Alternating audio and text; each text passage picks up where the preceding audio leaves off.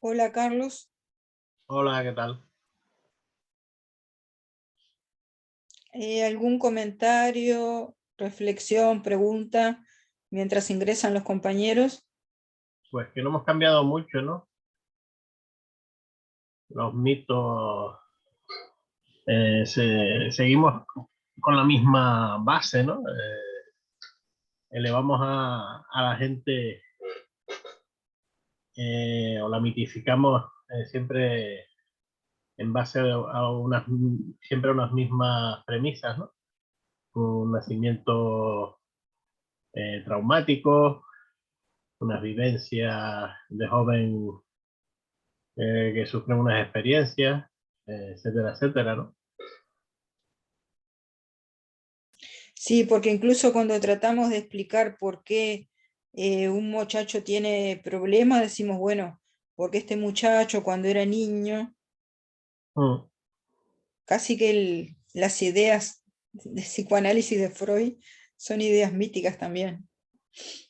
Toda esta Hola. gente que está matando en Estados Unidos entran en los colegios, ¿no? Y resulta que el niño desde los 3 años, los padres se separaron o tuvo alguna experiencia traumática, ¿no?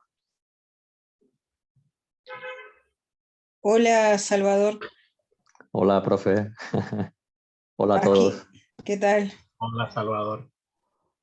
Aquí ¿Qué Carlos tal? estaba reflexionando que me imagino que se estaba refiriendo a la matanza reciente que hubo en Texas, eh, que cuando vamos a analizar la conducta de un muchacho difícil con problemas, decimos, bueno, porque el nacimiento traumático, y entonces vamos al mito. Es una Sí, manera de ir al mito. O sea, el propio psicoanálisis de Freud es una manera de ir al mito, decir, bueno, todo se originó en ese nacimiento que fue traumático, etcétera, etcétera, ¿no? Es cierto. eh, en ese Es decir, ambiente, ¿no? el ambiente, los padres lo abandonaron, ¿no? Parece como si todo lo explicáramos en función del mito todavía. Sí, sí, tendemos claro, porque tendemos a buscar razones y cuando no encontramos a lo mejor ciertas conexiones o digamos engranajes que unan una pieza con otra, pues claro, tenemos que rellenarla con algo. Y a veces se recurren a cosas como esas, que a veces se aciertan, pero otras, como explicaste antes, no acierta, sino que lo que hace es lo contrario, alejarse de la realidad. Porque claro, no es la realidad, es un discurso sobre la realidad. Exacto. Que puede, como digo, coincidir o no coincidir. O coincidir en algunas cosas y en otras no. Porque ya es más un acierto, ¿no? Digamos, es como echar a la lotería, es más un acierto que otra cosa. Vamos compartiendo entonces pantalla para ver qué pasa con el Amadís de Gaula. Vamos a terminar de ver eso. Hablamos del... Acá se ve la pantalla, Sí, se ve el texto de la pantalla. sí, Sí. sí. Lo ubicamos en un contexto porque decíamos, bueno, el mito de Sargón de Akkad es un mito de la Edad del Bronce, de hace 4300 años, de cuando surgen las culturas de agricultores y de orfebres del bronce, pero el Amadís de Gaula se publicó a lo largo del siglo XVI, entre 1508 y 1588, a pesar de que sería resultado de la fusión de unas tradiciones que datan del año 1300, y lo interesantísimo es que es una compilación de tradiciones que se parecen mucho a ese mito de Sargón de Akkad. Entonces, los hechos en sí que aparecen en el Amadís de Gaula son ficticios, es decir, los recoge por un lado esas leyendas que compila García Ordóñez de Montalvo.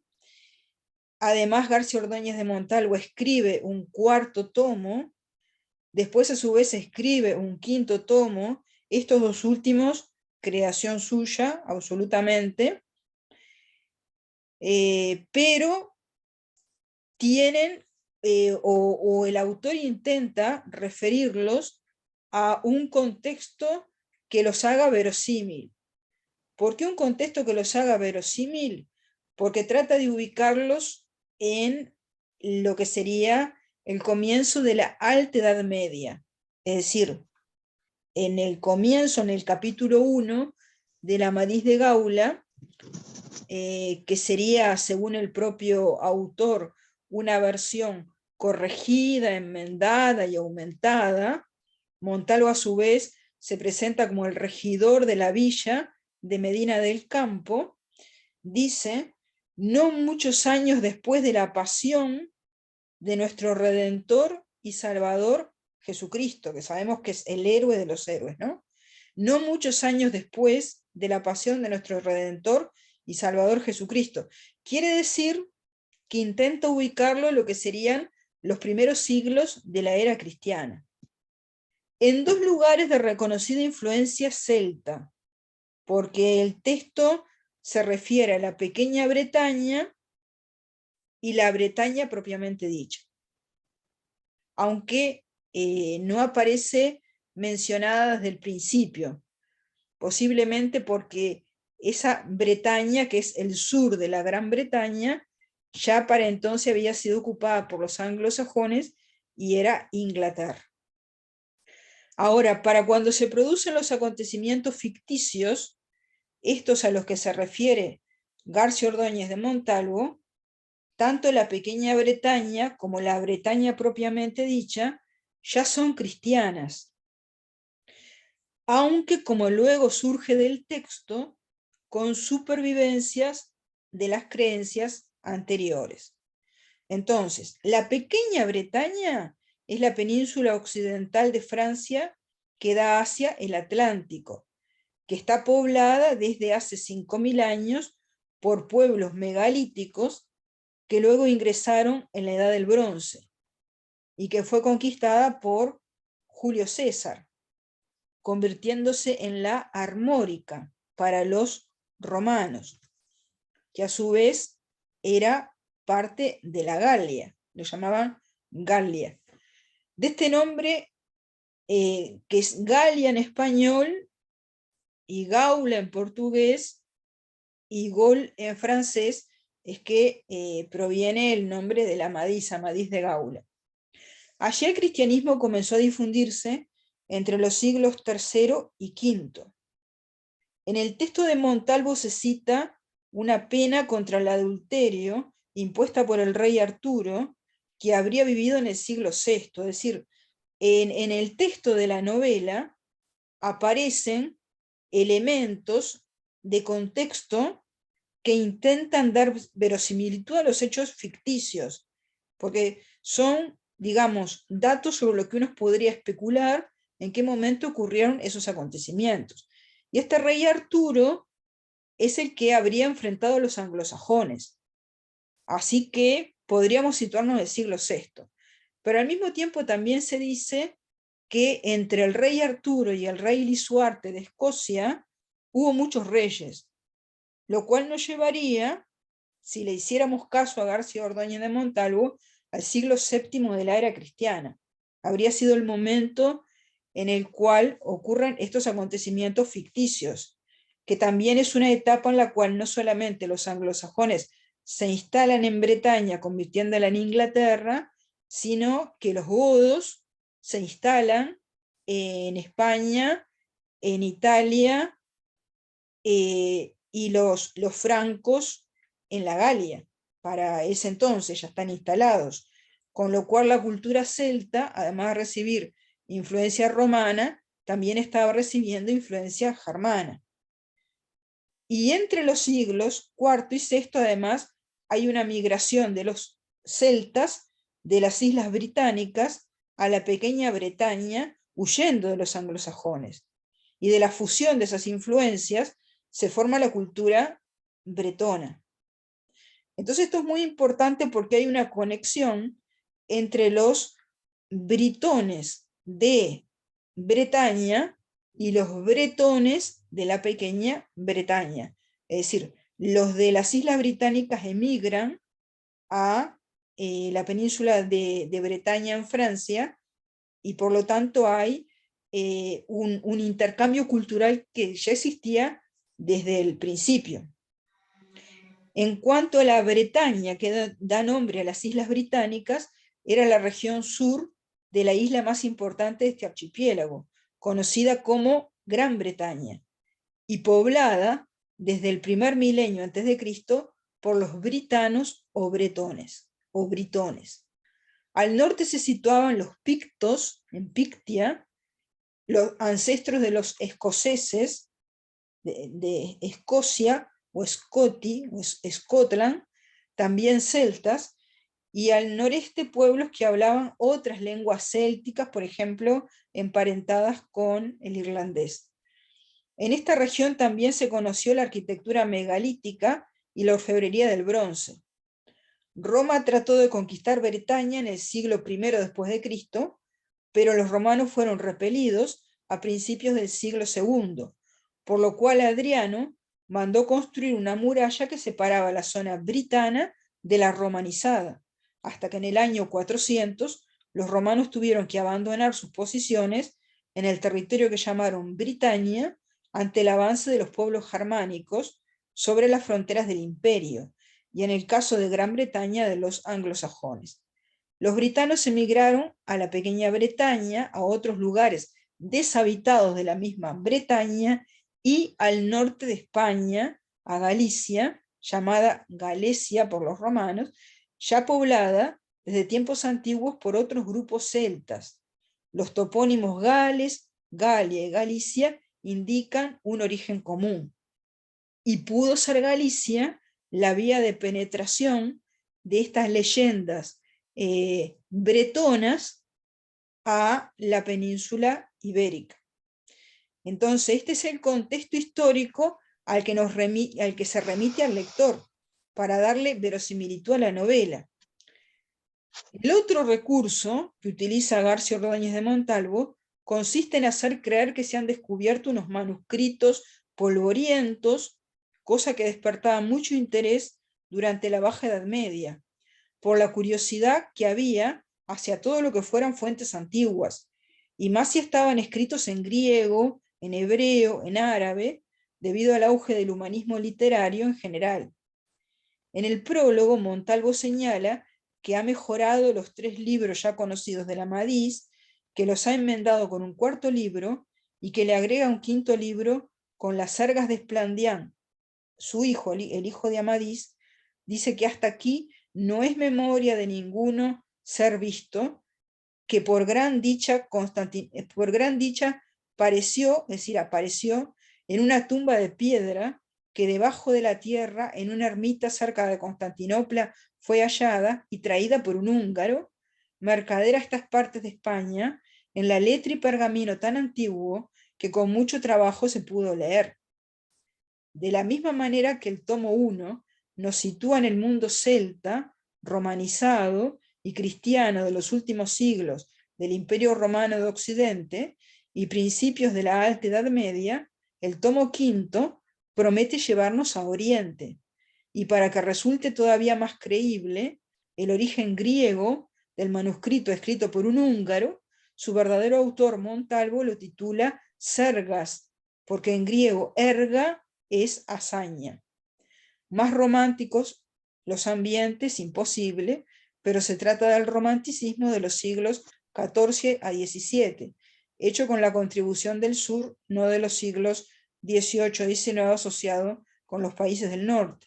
Esta novela romántica, romántico deriva de romance, que es el Amadís, de tipo cortesano caballeresco, en una época de caballeros andantes, segundones o hidalgos, como los que conquistaron América y la leían con preferencia otro tipo de lecturas, conserva la arquitectura mítica del relato de Sargón de Akkad, por más alejada que esté desde los puntos de vista temporal, espacial y cultural.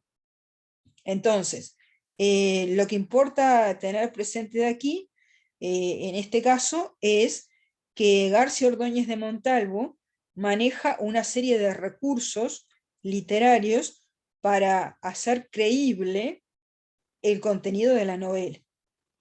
Entonces, cuando a uno le presentan un relato como que fuera creíble, la motivación, el interés, se hace mucho mayor que si estamos frente a algo que es una fantasía absoluta. Por ejemplo, cuando nos presentan un planteamiento verosímil de, por ejemplo, la llegada de los extraterrestres, porque nos dicen que el radar tal detectó una frecuencia de onda que viene de una estrella, es decir, el radar que detecta la frecuencia de onda y la frecuencia de onda existen, y la estrella existe. En la imaginación de uno queda si eso es un mensaje que lo están mandando los extraterrestres. Pero nos están planteando un contexto que hace verosímil lo ficticio. Y ese recurso lo maneja García Ordóñez de Montalvo. Es decir, todas las pistas que nos va dando cuando nos dice no habían pasado muchos años después de la pasión de Cristo. Estamos hablando de los primeros años de la era cristiana. Cuando nos habla de lugares como la pequeña Bretaña, Escocia o Gaula, o cuando nos menciona al rey Arturo, o cuando nos dice después del rey Arturo, el rey Lisuarte, que aparece mencionado ahí, vivió algunas generaciones después. De todo eso, a uno le permite imaginarse que debió ocurrir en determinado contexto y hasta uno termina situándolo en el siglo VII, porque supuestamente Arturo habría vivido en el VI, pero también podría, bueno, tuvo una serie de especulaciones que hacen creíble los hechos ficticios que después van a aparecer ahí. Y lo otro que intenta hacer verosímil, pero ya con el quinto libro, que son las Sargas de Esplandián, donde hasta el título está pensado como para, digamos, engañar, porque erga es hazaña en griego, entonces da a entender que se descubrió un manuscrito en griego, ¿no? Si a propósito lo titula de esa manera. Y que pone que se encontró debajo de una ermita en Constantinopla, o sea, imposible de saberlo, pero parece todo muy verosímil. Un manuscrito polvoriento, que incluso era difícil de leer, pero que llegó a sus manos, llegó hasta él, y él lo que hace es pasarlo en limpio, parece que estuviera uno frente a un descubrimiento arqueológico, en una época donde había mucho interés por las fuentes antiguas, porque eso era propio del humanismo, querer descubrir fuentes antiguas, leerlas, conocer, además leer textos en griego, en árabe, en hebreo, todo eso también era muy característico del humanismo. Entonces un recurso literario utilizado para atraer al lector, que se sigue utilizando en la actualidad. Es decir, que en ese sentido, este tipo de novelas se sigue escribiendo, ¿no? Eso por un lado. Y por otro lado están todos los hechos ficticios que se plantean a continuación, que vamos a relatarlos un poquito.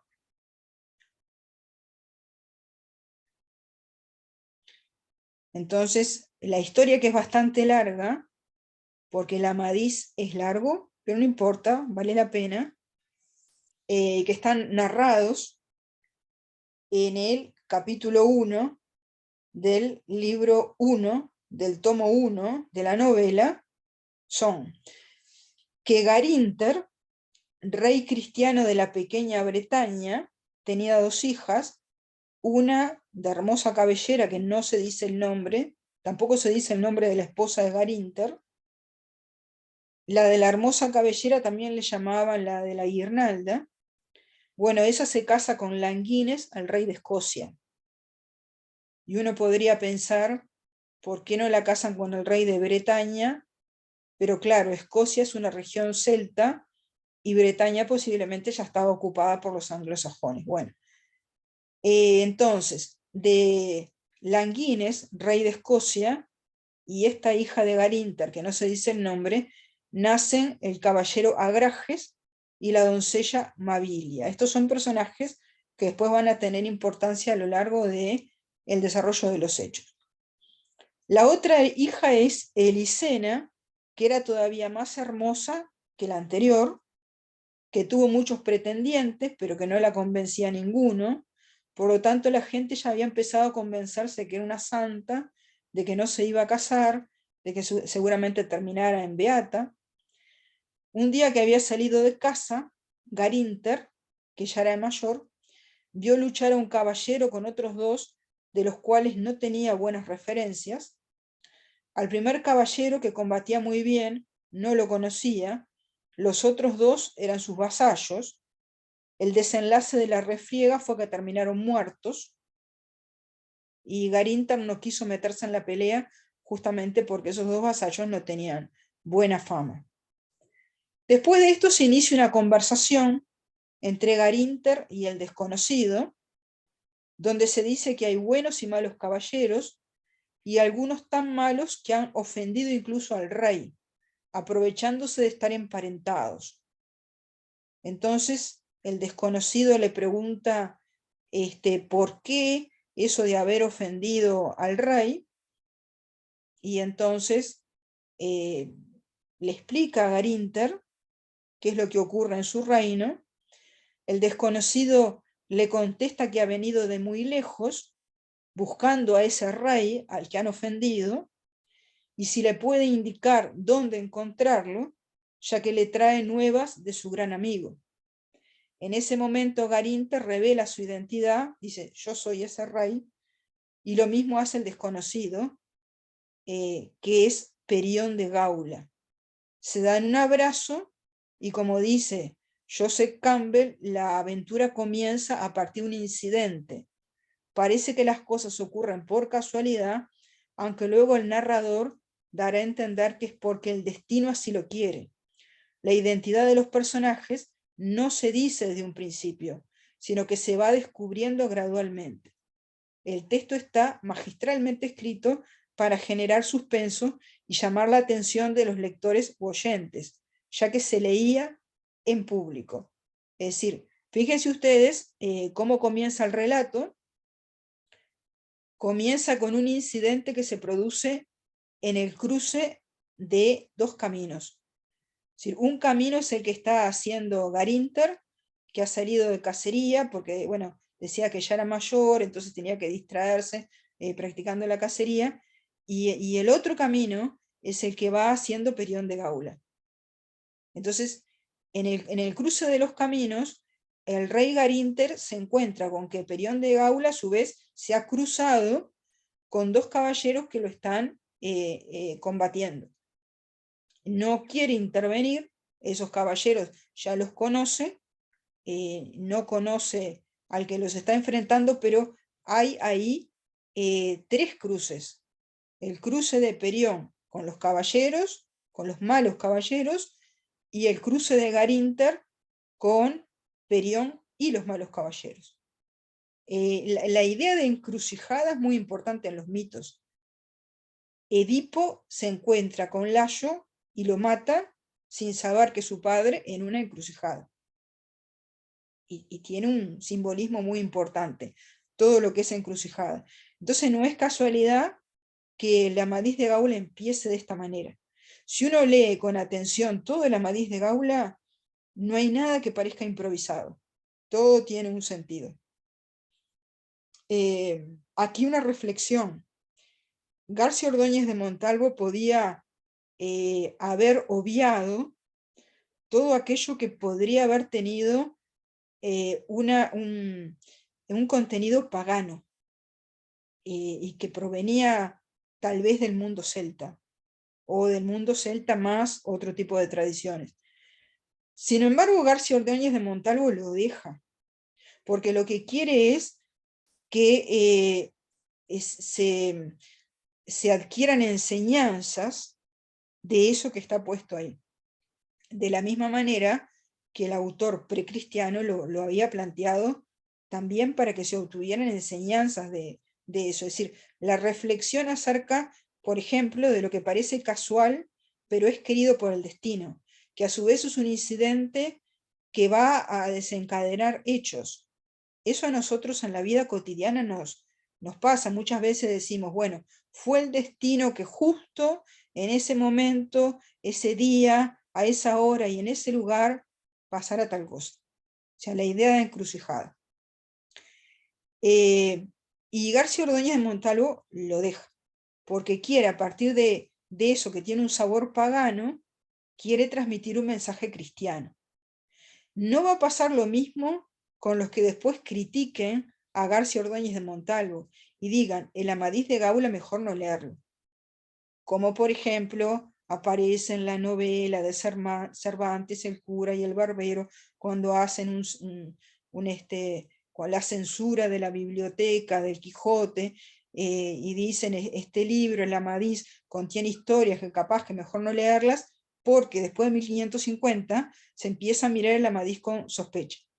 Pero no es así la actitud de el regidor de Medina del Campo. Él considera que eso que tiene un sabor pagano debería estar ahí, porque entonces se puede extraer de eso una enseñanza cristiana. ¿Y por qué es importante? Porque nosotros cuando veíamos la idea de Semina Verbi, el Semina Verbi está muy vinculado con la idea de transculturación, que es la de tratar de tomar del otro lo que para uno es positivo, lo que puede llegar a derivar en epifanía, que es el perfeccionamiento del espíritu. Entonces, en la idea de tratar de tomar del otro lo que es positivo porque puede florecer en un mensaje cristiano, García Ordóñez de Montalvo no filtra en las leyendas de origen bretón este tipo de detalles, que a su vez también aparecen en las leyendas griegas y en otras. Por lo tanto, termina siendo un verdadero sincretismo. Y es una novela larguísima, que es prácticamente un compendio de todos estos símbolos que provienen del mundo antiguo, medieval y moderno. Por eso vale la pena leerlo con atención. Y además va creando momentos de suspenso, de tensión, que generan el interés y la motivación de quien lo lee. Porque uno, después de esto, quiere saber qué es lo que sigue, como si estuviera mirando una película. Tiene bastante de cinematográfico, y si uno lo lee con atención también, es verdaderamente un sentido muy plástico y visual el que tiene el Amadís de Gaula. Esto como una reflexión, ¿no? Entonces, para seguir con el relato, sigue a esto una anécdota que pinta de cuerpo entero a Perión de Gaula y eleva todavía más el interés del espectador acerca de quién es Perión de Gaula, porque esto es una manera de presentarlo. Los dos reyes, para celebrar, habían ido juntos a cazar un ciervo, que resultó que también era la presa de un león, que también lo iba siguiendo un león. El caballero Perión entonces se baja del caballo con sus armas y enfrenta al león, a pesar de que Garinter le grita que por favor no lo haga porque es muy temerario. Sin embargo, Perión combate al león y lo mata, y entonces pueden regresar con el ciervo y además con el león. Hecho que termina de convencer a Garinter de que está en presencia del mejor caballero del mundo, que era la fama con la que ya se lo conocía. Por supuesto, esta hazaña merecía una nueva celebración de la que estaba a cargo la reina en el palacio, con las mejores galas y mesas bien servidas. Así que va aumentando digamos, no solamente el interés del lector, sino el ambiente festivo del relato. Porque a partir, no solamente es el éxito en la cacería, sino que ahora tenemos una fiesta. Y entonces se produce un hecho que va a provocar un giro en el relato. Aunque sentados en diferentes mesas, Elisena, que habíamos visto que era la hija más hermosa de Garinter, que había rechazado a todos los pretendientes, y Perión, los dos solteros, aunque en principio no lo sabían, se cruzan las miradas y en lo que es amor a primera vista, sienten despertar la pulsión erótica, que así el uno como el otro estuvieron todo el comer casi fuera de sentido. En el momento de levantar las mesas y lavarse las manos, y tal vez por eso, a Elisena se le cae de su dedo un anillo. Lo quiere recoger y en ese momento, para ayudarla, Perión también se inclina y también lo quiere recoger, y lo cierto es que le termina apretando la mano, lo cual puso muy colorada a Elisena, o sea, la tensión erótica va en aumento, a quien le agradeció el servicio, a lo cual Perión respondió, como para broche de oro, ay señora, no será el postrimero, mas todo el tiempo de mi vida será empleado en vos servir. Promesa de caballero una dama. Se sigue de esto entonces, ¿cuáles son las características del amor cortesano caballeresco? Ya que Montalvo plantea el Amadís como una suerte de manual de esta cultura. Es una combinación de amor erótico y de vocación de servicio. Sin dejar de ser dama, Elisena empieza a convertirse en la Istar del poema de Sargón. Queda con tan gran alteración que no puede reprimir contar este episodio a su dama, Darioleta, a la cual a su vez pide que investigue si Perión no tiene otro amor. A Darioleta se le ocurre preguntárselo al mismo Perión, apartando a su escudero, que a su vez le confiesa que está perdidamente enamorado de Elisena, y le promete con la mano en la cruz y en la espada no revelar a nadie lo hablado. Entonces, para satisfacer a su señora, la doncella sugiere un plan: entrar por la noche en la habitación donde duerme Perión, por la puerta que da al huerto y de la cual tiene la llave. Pero para esto tienen que convencer a Garinter que duerma en otra habitación, ya que Perión y Garinter dormían en la misma habitación. Y lo logran, manipulando una vez más al escudero y al propio Garinter, y convenciendo además a Perión de que se preste para este plan, de que por la noche van a entrar por una puerta secreta que da al huerto y de la cual Darioleta tiene la llave. Después que todos se fueron a dormir, Darioleta se levantó y tomó a Elisena, así desnuda, dice García Ordóñez de Montalvo, como en su lecho estaba, solamente la camisa y cubierta de un manto, y salieron ambas a la huerta, y la luna hacía muy clara.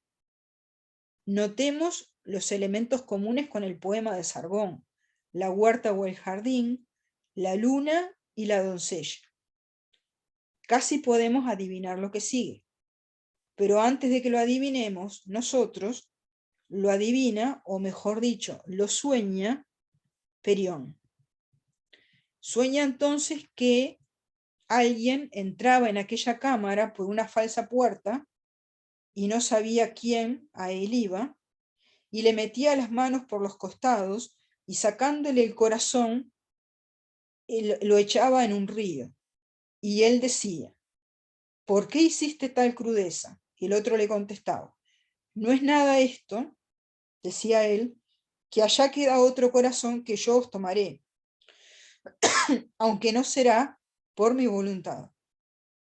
Entonces, el ambiente venía como de felicidad creciente, y en determinado momento se produce un viraje en este relato, porque aparece esta pesadilla, cuyo significado todavía no comprende Perión, pero que va a modificar totalmente el clima del relato.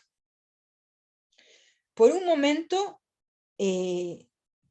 despierta despavorido de la pesadilla, y sin estar del todo en estado de vigilia, ve entrar como si fueran bultos a Darioleta y Elisena, se olvida del plan en ese momento, por la puerta de la habitación que daba al huerto. Reacciona por reflejo de guerrero, como queriendo defenderse con sus armas, pero luego las antorchas de la habitación le descubren la belleza de Elisena, arroja al suelo las armas y le hace el amor.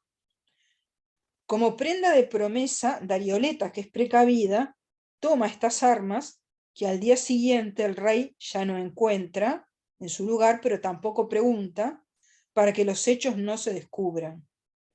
Debido al temor que la pesadilla le provoca, resuelve irse, pero antes le deja a Elisena un anillo igual a otro que usaba en la mano. Pasan los meses, queda preñada Elisena, el embarazo lo sufre con tristeza por el alejamiento de su amor, pero también por las consecuencias que le pueda traer un acto prohibido. Es así como una ley establecía que cualquier mujer que hubiera tenido relaciones fuera del matrimonio, independientemente de su estamento social, debía ser castigada con la muerte. Según la novela, fue revocada por el rey Arturo y restaurada después de él. De descubrirse todo, morirían madre y niño. Este es el momento en que Elisena comienza a parecerse a la vestal del relato de Sargón y de otros relatos, como el de Rómulo y Remo. Una concepción hasta cierto punto no deseada, un nacimiento que habrá que ocultarse. Había en aquel palacio del rey Garinter una cámara apartada, de bóveda, sobre un río que por allí pasaba, y tenía una puerta de hierro pequeña, por donde algunas veces al río salían las doncellas a holgar, y estaba yerma, que en ella no albergaba ninguno. Allí es donde Darioleta oculta a Elisena para que pueda gestar y parir tranquila.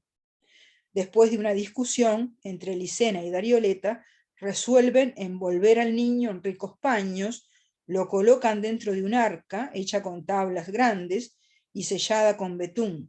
Dentro ponen la espada tomada en prenda a Perión. Escribe Darioleta una carta que cubre de cera y coloca al cuello al niño donde dice: este es Amadís sin tiempo, hijo del rey, porque se creía que iba a morir. En realidad, su fama atravesaría el tiempo. Según la novela, lo llaman Amadís porque de donde era Darioleta había un santo con ese nombre, cosa que es cierta. El nombre Amadís fue frecuente en la antigüedad. Elisena tenía el anillo que le había dejado Perión al irse y lo colgó de una cuerda, junto con la carta del cuello del niño. Echan el arca en el río que a su vez arrastra el mar. Quiere el destino que en ese momento pase por allí la barca de un caballero de Escocia llamado Gandales, con su hijo recién nacido en la pequeña Bretaña, Gandalín, mientras navegaban hacia Escocia. Vieron el arca que rescataron. El caballero tomó al niño en sus brazos y le rogó a su mujer que lo criara. Bueno, queda ahora menos de un minuto, pero ven que la estructura del relato, falta ahí una línea más y termina, el material lo subí a la plataforma para que puedan leerlo con tranquilidad. La estructura del relato del nacimiento del héroe Amadís se parece muchísimo a la estructura del relato del nacimiento del héroe Sargón. Y eso no es porque sí. El sábado próximo seguimos analizando el Amadís de Gaula y vamos a pasar a lo que es el relato a su vez romántico de Simón Bolívar, donde vamos a encontrar una historia que es real, pero donde se le incorporaron elementos que la hacen literaria, que por lo tanto estamos no solamente